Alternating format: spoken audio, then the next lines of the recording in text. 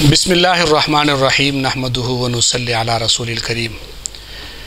ایک بریلوی مسلک کی ویڈیو، بریلوی مسلک کے عالم کی ویڈیو مجھے کسی نے بھیجی، تو میں نے اس ویڈیو کو دیکھنے کے بعد سوچا کہ آپ حضرات کے سامنے آپ کو حقیقت حال سے آگاہ کر دوں۔ مولوی صاحب اعتراض کر رہے تھے، وہ کہہ رہے تھے کہ مولانا اشرف علی تھانوی صاحب رحمۃ اللہ علیہ انگریز سے تنخواہ لیتے تھے، امداد لیتے تھے۔ انہوں نے اس پر کچھ حوالہ جات، ایک حوالہ پیش کیا کہ جناب دیوبندیوں کی کتاب مکالمۃ الصدرین میں یہ لکھا ہوا ہے کہ مولانا اشرف علی تھانوی رحمۃ اللہ علیہ کو جو ہے 600 روپے مہینے کے ملتے تھے یا 300 روپے، جو بھی ہے وہ انہوں نے اپنے بیان میں کہا۔ تو وہ بیان کرتے ہوئے کہتے ہیں دیکھو جی انگریزوں نے ان کو پیسے دیے، تنخواہیں دی ہیں، تو یہ جناب انگریزوں کے ٹاؤٹ ہیں، انگریزوں کے ایجنٹ ہیں۔ تو اس طریقے سے کتابوں میں بھی یہ باتیں انہوں نے بہت جگہ پہ لکھی ہوئی ہے۔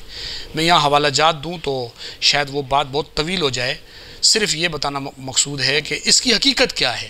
کیا ایسا ہوا ہے کہ وہ علماء جو انگریز کے مقابلے میں، وہ مسلک جو انگریز کے ساتھ جنگ میں مشہور اور شہرت رکھتا ہے، اور ساری دنیا کو اس بات کا پتہ ہے کہ ہمیشہ ظالم کی آنکھوں میں آنکھیں ڈالنے والے لوگ یہی علماء دیوبند تھے، کیا ان میں سے کوئی فرد انگریز سے تنخواہیں لے کر اور ان کی جناب تنخواہوں پہ پلے یا اس کی تنخواہیں لے، کیا ایسا ممکن ہے؟ ہر آدمی یہ سوچ میں پڑ جاتا ہے۔ لیکن چونکہ لوگوں کو کتابوں تک رسائی نہیں ہوتی، لوگ کتاب کو دیکھ نہیں پاتے، وہ کتاب لوگوں نے پڑھی نہیں ہوتی، تو لوگ بسا اوقات پروپیگنڈوں میں یہ بات تسلیم کر لیتے ہیں، بات دل ناخواستہ بھی تسلیم کر لیتے ہیں۔ ایک بات میں سب سے پہلے تو یہ بات بتاؤں، کیا اس میں حقیقت کتنی ہے؟ انہوں نے جس کتاب کا حوالہ دیا ہے وہ یہ کتاب ہے، یہ رسالہ ہے مکالمۃ الصدرین۔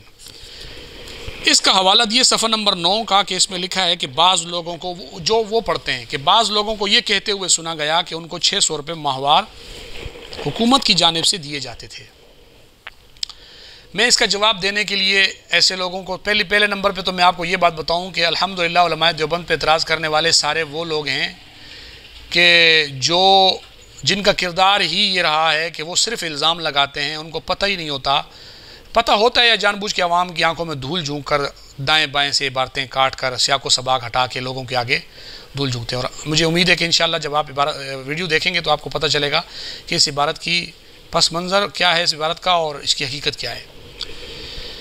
یہ مکالمۃ الصدرین نامی کتاب، جو پہلے نمبر پہ تو یہ ذہن میں رکھیں کہ یہ کتاب معتبر کتاب نہیں ہے، اس کا لکھنے والا بھی ہمارے مسلک سے اس کا تعلق نہیں، اور وہ کوئی ہمارے مسلک میں اس کی شخصیت بھی نہیں، تشخص بھی نہیں، کوئی کتاب بھی مستند نہیں ہے۔ نمبر 1 کتاب کے حوالے سے تو یہ بات آپ ذہن میں رکھیں کہ یہ کوئی مستند کتاب نہیں ہے، انہوں نے کوئی بہت بڑی چیز پیش کر دی آپ کے سامنے۔ دوسرے نمبر پر یہ ہے کہ کتاب میں یہ ظاہر کیا گیا ہے کہ مولانا شبیر احمد عثمانی اور مولانا حسین احمد مدنی رحمۃ اللہ علیہ 2 صدروں کا مکالمہ ہو رہا ہے، تو یہ بات بھی بالکل غلط ہے۔ جیسا کہ یہ اس کے جواب کے اندر ایک کتاب چھپی تھی کشف حقیقت، اس میں ہماری طرف سے حضرات نے جو جواب دیا تھا کشف حقیقت کے نام سے، اس میں باقاعدہ یہ لکھا ہوا ہے کہ مگر خود غرض چلاک لوگوں نے نامعلوم مولانا کو کیا سمجھا دیا اور کس قسم کا پروپیگنڈا کیا کہ کچھ عرصہ بعد یہ رسالہ شائع کر دیا گیا، جس میں نہ فریقین کے دستخط ہیں، نہ فریق ثانی اراکین جمعیت کو کوئی خبر دی گئی، نہ اس میں کسی سے تصدیق کرائی گئی، خود مولانا موصوف کے دستخط بھی نہیں، بلکہ مولوی طاہر صاحب کے دستخط ہیں جو کہ اثناء گفتگو میں موجود ہی نہیں تھے۔ یہ تو فرما رہے ہیں کہ جو گفتگو میں موجود ہی نہیں تھے، یہ تو انہوں نے لکھا ہے۔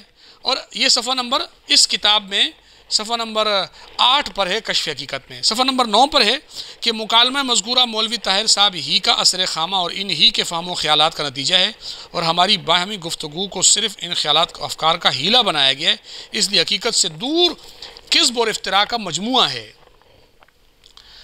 پھر یہ کتاب چونکہ مکالمۃ الصدرین کو یہ کشف حقیقت تو مولانا مدنی نے لکھی تھی، چونکہ مکالمۃ الصدرین میں دوسرے شخصیت مولانا شبیر احمد عثمانی تھے، تو کشف حقیقت میں صفحہ نمبر 10 پہ لکھا کہ اگر واقع میں یہ تمام تحریر مولانا شبیر احمد عثمانی کی مصدقہ تھی تو مولانا کے اس پر دستخط کیوں مولانا نے نہ فرمائے؟ یہ آپ خود اندازہ لگائیں کہ اس کتاب کی حقیقت یہ ہے کہ یہ کتاب خود ایک غیر معتبر کتاب ہے، جس کا رد ہمارے علماء کی طرف سے چھپ چکا تھا، لیکن بدبختی کو کیا کہیں ہم، بدبختی کا کیا رونا روئیں، جس مسلک کی حصے میں بدبختی کے سوا کچھ نہ آیا ہو، ہم اس کے بارے میں کیا کہہ سکتے ہیں۔ یہ مکالمۃ الصدرین میرے پاس ہے، جس کو پیش کیا جاتا ہے اور کہا جاتا ہے کہ جناب اس میں علماء دیوبند کو یہ کہا گیا کہ جی مولانا تھانوی صاحب کو پیسے ملتے تھے۔ میں آپ کو عبارت کا سیاق و سباق پڑھا دیتا ہوں، انشاءاللہ آپ کا جواب ختم ہو جائے گا۔ یہاں یہ نہیں کہا جا رہا کہ بعض لوگوں کو یہ کہتے ہوئے سنا گیا کہ ان کو 600 روپے ماہوار ملتے تھے، یہ نہیں کہا جا رہا۔ آپ عبارت کو پیچھے سے پڑھیں۔ وہ لکھنے والا یہ کہتا ہے کہ عام لوگوں کا دستور یہ تھا، عبارت کیا ہے، صفحہ نمبر 9 پہ ہے عبارت کہ عام دستور ہے کہ جب کوئی شخص کسی سیاسی جماعت یا تحریک کا مخالف ہو تو اس قسم کی باتیں اس کے حق میں مشتہر کی جاتی ہیں۔ ہمارے یہ جو صاحب لکھنے والے ہیں وہ کہہ رہے ہیں کہ جب کوئی کسی تحریک کا مخالف ہو تو اس کے بارے میں ایسی باتیں لوگ مشہور کرتے ہیں۔ پھر اس کی مثال دیتے ہوئے کہتا ہے کہ دیکھیے مولانا اشرف علی تھانوی صاحب کے بارے میں بھی بعض لوگوں کو یہ کہتے ہوئے سنا ہے۔ وہ یہ رد کر رہے ہیں، یہ نہیں کہہ رہے کہ ایسا ہوا ہے، کہتے ہیں لوگوں کو یہ کہتے ہوئے سنا ہے۔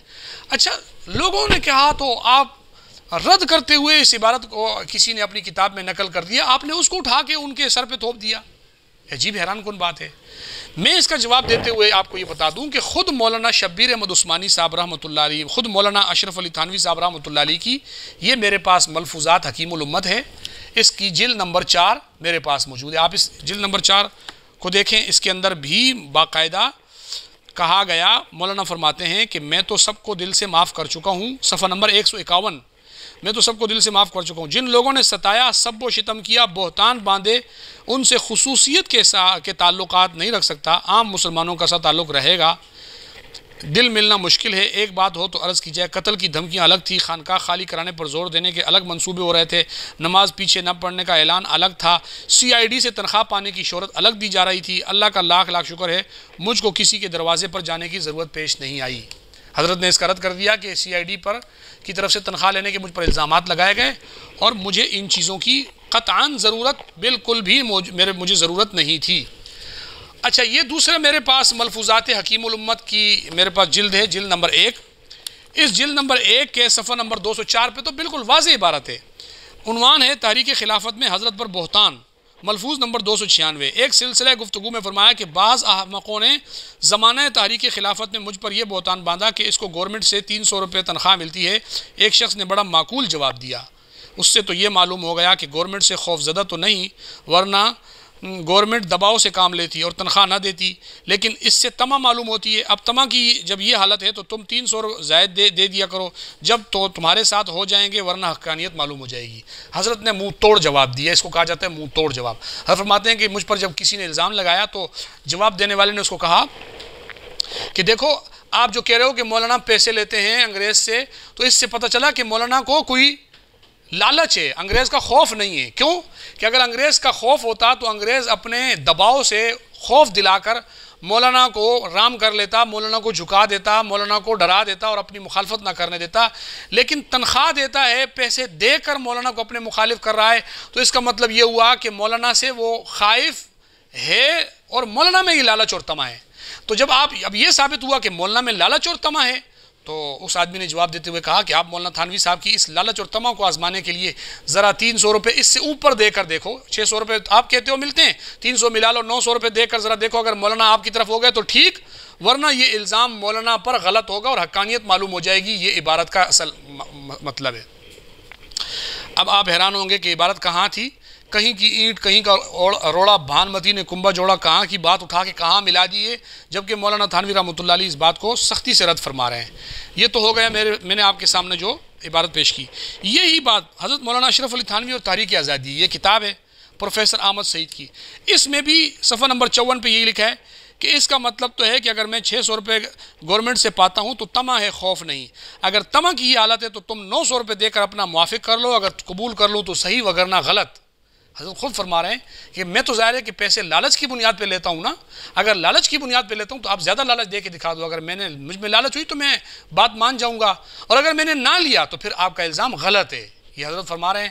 سمجھنے والوں کے لیے اتنی بات کافی ہے کہ مولانا رحمہ اللہ واضح طور پہ فرما رہے ہیں۔ یہ میں نے آپ کے سامنے 4 حوالے پیش کیے اور مکالمۃ الصدرین سے اس کی حقیقت پیش کی ہے۔ اب ایک اور جناب یہ تھا، ایک اور حوالہ، یہ میرے پاس ملفوظات حکیم الامت جلد نمبر 5، اس کے صفحہ نمبر 198 پہ مولانا فرماتے ہیں کہ جناب ایسے جوابوں کی وجہ سے ہم کو انگریز تو اپنا دوست سمجھتے نہیں، مگر یہ بزرگوار کہتے ہیں کہ ان کے دوست ہیں۔ عجیب بات ہے کہ وہ اپنا دشمن سمجھتے ہیں اور یہ اپنا دشمن سمجھتے ہیں۔ مولانا فرما رہے ہیں کہ یہ مجھے کہتے ہیں کہ ہم انگریز کے دوست ہیں، مجھے انگریز بھی اپنا دشمن سمجھتے ہیں، آپ بھی اپنا دشمن سمجھتے ہو۔ مولانا یہ فرما رہے ہیں کہ مجھے انگریز اپنا دشمن سمجھتا ہے، تو کیا دشمنوں کو کوئی تنخواہیں دیتا ہے؟ یہ تو سوچو، الزام لگاتے ہوئے کم سے کم اتنا تو انسان کو سوچ لینا چاہیے۔ یہ میں نے جو حوالہ پڑھا صفحہ 198 کا، اس کے 2 صفحے کے بعد صفحہ نمبر 201 پر حضرت فرماتے ہیں کہ ایک سلسلہ گفتگو میں فرمایا کہ ہم کو موالاتی بنایا جاتا ہے، حالانکہ ہم انگریزوں سے آج تک بھی نہیں ملے۔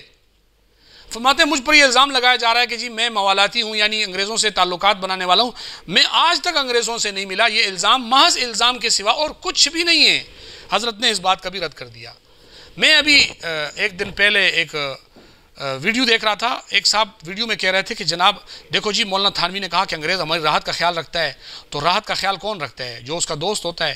تو یہ جناب اس نے یہ عبارت پڑھی، عبارت میں آپ کو پڑھ کے سنا دیتا ہوں، میں عبارت پڑھ کے پھر اس حوالے سے اس پر گفتگو کر دیتا ہوں، لیکن میں ضروری سمجھتا ہوں اس حوالے سے میں ایک بات آپ کو یہ بتاؤں۔ دیکھیں وہ کہتے ہیں اگر تمہاری حکومت ہو جائے تو انگریزوں کے ساتھ کیا برتاؤ کرو گے؟ حضرت فرماتے ہیں مجھ سے کسی نے پوچھا کہ اگر تمہاری حکومت ہو جائے تو انگریزوں کے ساتھ کیا برتاؤ کرو گے؟ میں نے کہا محکوم بنا کر رکھیں گے، کیونکہ جب خدا نے حکومت دی ہے تو محکوم ہی بنا کر رکھیں گے، مگر ساتھ ہی اس کے نہایت راحت اور آرام سے رکھا جائے گا، اس لیے کہ انہوں نے ہمیں آرام پہنچایا۔ یہ حضرت کا یہ انداز طنز کے انداز میں تھا۔ حضرت یہ نہیں فرما رہے کہ اس نے ہمیں کوئی راحت دی ہے تو ہم راحت دیں گے، یہ طنز تھا، اور اس طنز کو اٹھا کر انہوں نے جناب یہ بنا دیا کہ مولانا کہہ رہے ہیں کہ ہم ان کو راحت دیں گے۔ یہ دنیا کا ایک اصول ہے، آپ کو بھی پتہ ہے اس بات کا کہ عموماً ایسا ہوتا ہے کہ جب کوئی آدمی کسی کے اوپر ظلم کرتا ہے یا تشدد کرتا ہے تو وہ کل کو جب کوئی کہتا ہے جناب اب اس نے تو آپ پہ ظلم کیا تھا، اب یہ آپ کے ماتحت ہو گیا، اب آپ کیا کرو گے؟ کہے گا جی اس نے میرے ساتھ بڑا اچھا کیا تو میں بھی اچھا ہی کروں گا اس کے ساتھ۔ یہ ایک طنز ہوتا ہے، اور میں طنز کی بہت ساری مثالیں آپ کو دے سکتا ہوں، اور انشاءاللہ وقت پر میں آپ کو دوں گا بھی۔ اگر آپ اس کو طنز نہیں مانیں گے تو پھر میں آپ کو حوالہ جات پیش کروں گا۔ اور دوسری بات آپ نے کہا کہ جناب جو ہے مولانا تھانوی رحمۃ اللہ علیہ، وہ بات جو مولانا تھانوی نے تردیداً نقل کی، مولانا تھانوی کے حوالے سے تردیداً نقل کی گئی مکالمۃ الصدرین میں، کہ بعض لوگ یہ کہتے ہیں جبکہ یہ الزام ہے تو آپ نے اس کو اٹھا کے مولانا تھانوی کے خلاف پیش کر دیا۔ میں احمد رضا خان کی فتاوی رضویہ آپ کو اٹھا کے دکھاتا ہوں، اس میں باقاعدہ یہ بات لکھی ہوئی ہے کہ احمد رضا کے حوالے سے بھی لوگوں نے مشہور کیا تھا کہ وہ جناب انگریزوں کا ایجنٹ ہے یا انگریزوں کے ساتھ ہے یہ وہ، تو وہ کیا آپ وہاں پہ کیا جواب دو گے؟ اگر یہاں کا جواب آپ کے پاس آپ نہیں مانتے تو پھر اس کا بھی جواب ہم آپ کا نہیں مانیں گے۔